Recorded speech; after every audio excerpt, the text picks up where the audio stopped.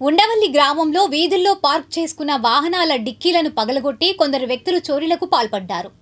వివరాలు క్రైమ్లో.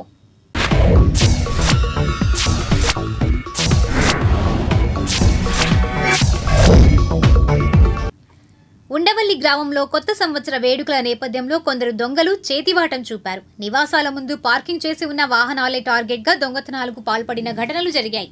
Suzuki access వాహనాలు మాత్రమే ఎంచుకుని డిక్కీ తాళాలు పగలగొట్టిన వైనం దర్శనమిచ్చింది. ఉండవల్లి గ్రామంలో దాదాపు అన్ని రోడ్లపై ఈ చోరీలు జరిగాయి. ఈ మేరకు ఇళ్ల ముందు పెట్టిన అన్ని యాక్సెస్ ద్విచక్ర వాహనాల డిక్కీలు ధ్వంసం చేశారు. ముఖ్యమంత్రి చంద్రబాబు, మంత్రి లోకేష్ నివాసం ఉంటున్న అత్యంత సెన్సిటివ్ గ్రామంలో ఇలా జరగడం పట్ల జనం విస్మయం వ్యక్తం చేస్తున్నారు. నిఘా లోపం కారణంగానే ఇంత పెద్ద ఎత్తున ద్విచక్ర వాహనాలలో దొంగతనాలు జరిగాయా అని చర్చించుకుంటున్నారు స్థానికులు. ఎన్నడూ లేని విధంగా ఇలా దొంగలు హల్చల్ చేయడంపై ఉండవల్లి గ్రామస్తులు ఆందోళన వ్యక్తం చేశారు. ఈ సందర్భంగా తాడేపల్లి సై మీడియాతో మాట్లాడారు. ఈరోజు ఉదయం మాకు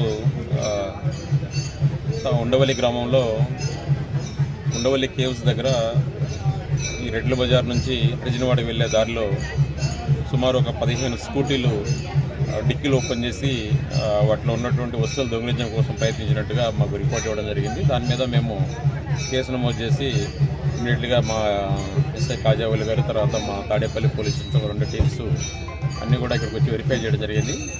అక్కడ చూస్తే ఆ డిక్కీలు ఓపెన్ చేసి దాంట్లో ఉన్నటువంటి పర్సులు, తర్వాత ఏదన్నా విలువైన వస్తువులు ఉంటాయనే ఉద్దేశంతో వాళ్ళు చేయడం జరిగింది.